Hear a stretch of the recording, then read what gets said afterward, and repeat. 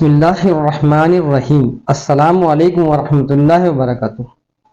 معزز سامعین، 4 چیزیں کبھی بھی ایک دوسرے کے ساتھ نہ کھایا کریں، ورنہ بیماریاں، پریشانیاں اور روحانی امراض آپ کی زندگی میں آ جائیں گے۔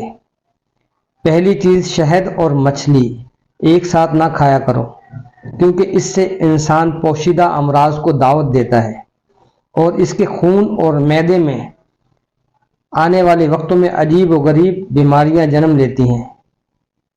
دوسری چیز، لونگ کے ساتھ دودھ نہ پیا کرو، کیونکہ ایسے کرنے سے انسان کے خون میں جوش پیدا ہوتا ہے، جس کی وجہ سے وہ جذباتی فیصلے کرتا ہے اور بیماریوں میں مبتلا ہونے کی طرف ایک قدم بڑھاتا ہے۔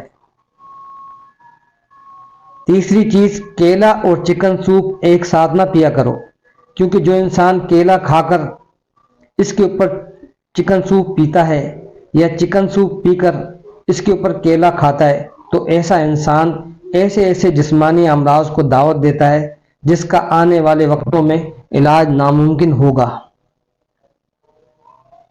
اور وہ روحانی امراض میں بھی مبتلا ہوگا۔